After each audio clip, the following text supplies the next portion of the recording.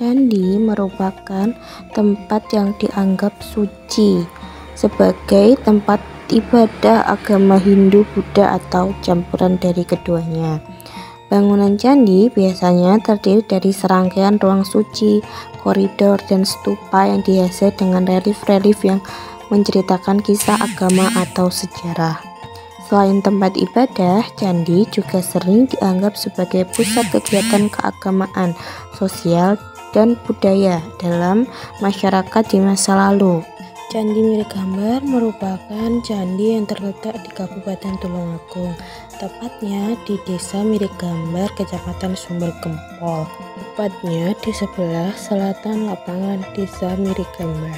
Candi Mirigambar diperkirakan dibangun pada abad ke-12 hingga akhir abad 14. Sesuai dengan relief angka yang terpahat pada candi ini, yakni 1214 saka dan 1310 saka. Awal mula candi ini bernama Candi Mirigambar karena Desa Mirigambar dulu bernama Taman Sari yang kemudian berganti nama menjadi Gambar karena gambar yang terdapat di dalam candi. Pada tahun 1921 terdapat tokoh yang bernama Poncokromo memiliki inisiatif antara Dusun Gambar dengan Dusun Miridudo digabungkan karena memiliki keterikatan satu sama lain, sehingga tercetuslah Desa Mirigambar. Candi yang semula bernama Candi Gambar kemudian berubah mengikuti nama desa menjadi Candi Mirigambar. Struktur Candi Mirigambar terbuat dari batu bata merah. Ada 3 bagian, yaitu atap, tubuh, dan kaki candi. Namun bagian atap candi sudah rusak. Digambarkan relief langka yang bernama relief udang karena tidak ada yang menyamainya. Para arkeolog pun berpendapat bahwa relief udang hanya terdapat di Candi Mirigambar. Panel relief ke-3, 4, 8, 10, dan 11 hilang karena faktor alam. Relief panel ke-7 tidak ada dokumentasi dari pemerintah Belanda dan telah runtuh. Sebelum tahun 1970, dokumentasi yang memiliki hanya pemerintah Belanda. Ada 4 pilar yang memiliki gambar yang sama, yaitu burung Garuda yang dipercaya sebagai pengganti Arjagana atau penyangga bangunan. Ada 11 relief panel yang terdapat di dalam candi. Di setiap relief panel menceritakan tentang seorang Manji dan putri. Panel pertama menggambarkan seorang pangeran dan putri Galuh. Berawal dari pangeran yang dijodohkan atau ditunangkan dengan putri Galuh karena perjodohan ini ada yang marah. Raja tersebut juga menginginkan sang putri Galuh. Dengan kemarahan sang raja mengutus utusan agar menangkap Pangeran Wironamtani. Dalam perang pertama, Pangeran Wironamtani berhasil ditangkap, namun tidak berhasil dibunuh, sehingga Pangeran Wironamtani diikat dan dibuang di sungai dengan harapan terbawa arus sungai. Namun ternyata arah aliran arus sungai mengarah pada kerajaan Toho. Pada waktu itu bertepatan dengan rombongan Putri Galuh yang akan mengadakan pemujaan yang tepatnya tidak jauh dari sungai. Rombongan Putri Galuh melihat ada orang yang tersangkut di tepi sungai. Awalnya mereka mengira orang tersebut sudah mati, namun ternyata masih hidup, sehingga dirawatlah oleh Putri Galuh. Orang tersebut adalah Pangeran Wironamtani. Pangeran dirawat oleh Putri Galuh di Taman Keputraan atau tempat tinggal Putri Galuh. Agar tidak diketahui oleh kerabat kerajaan, digantilah nama menjadi Pangeran Wasengsari. Relief kedua menggambarkan sang Pangeran Wironamtani yang belum mati. Relief panel ketiga sudah tidak dapat dibaca, namun terlihat seperti tangan raksasa dan terdapat prajurit yang menjaga. Relief panel keempat menggambarkan urusan Raja Magadha yang menyerang kerajaan Putri Galuh. Meskipun Pangeran Wironamtani masih belum pulih dari tetapi dia memiliki tanggung jawab sebagai prajurit, hingga akhirnya dia ikut berperang meskipun telah dilarang oleh Putri Galuh. Panel ini juga menceritakan perpisahan mereka untuk yang kedua kalinya.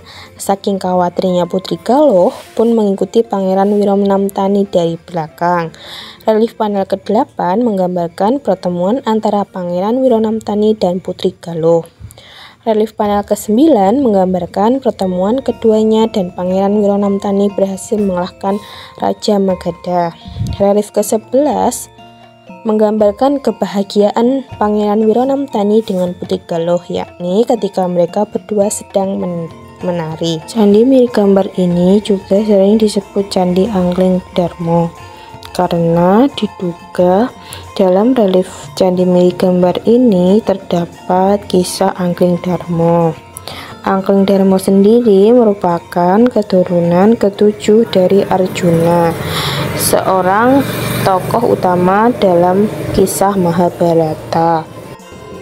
Menurut pemaparan di atas, keberadaan candi milik gambar dapat dianalisis menggunakan teori fungsional struktural oleh Emil Durkheim.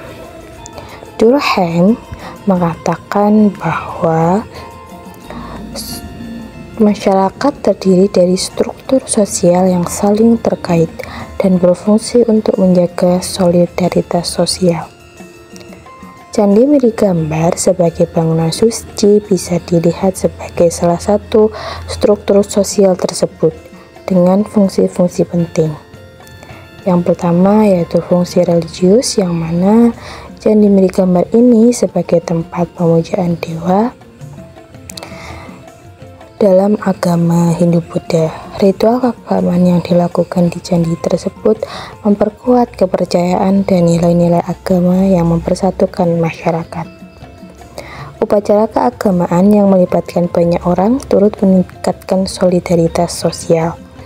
Menurut Durkheim, agama berfungsi sebagai perekat sosial atau social glue yang menyatukan masyarakat melalui kepercayaan dan ritual bersama. Yang kedua yaitu fungsi sosial. Candi mirip gambar mungkin tidak hanya berfungsi sebagai tempat ibadah, tetapi juga sebagai pusat kegiatan sosial dan politik, upacara kerajaan, perayaan penting, atau pengumuman resmi mungkin diadakan di candi. Fungsi sosial ini memperkuat integrasi masyarakat. Candi menjadi wadah berkumpulnya masyarakat dari berbagai lapisan sosial, sehingga tercipta interaksi dan komunikasi yang memperkuat solidaritas sosial. Fungsi integrasi budaya. Dari arsitek, candi, relief, dan arca yang terdapat di dalamnya mengandung simbolisme dan nilai-nilai budaya masyarakat Jawa kuno. Candi berfungsi sebagai representasi budaya dan sejarah yang diwariskan dari generasi ke generasi. Menurut Durkheim, masyarakat yang sehat ditandai dengan kesadaran kolektif, yang di dalamnya terdapat nilai-nilai dan kepercayaan bersama. Candi mirip gambar sebagai artefak budaya turut memperkuat kesadaran kolektif tersebut. Kesimpulannya, dengan teori fungsional struktural, Durkheim menunjukkan bahwa candi tidak hanya berfungsi sebagai tempat ibadah, tetapi juga sebagai fungsi sosial, budaya, dan politik yang penting. Candi berperan dalam menjaga solidaritas sosial, integrasi masyarakat, dan melanggengkan budaya Jawa kuno.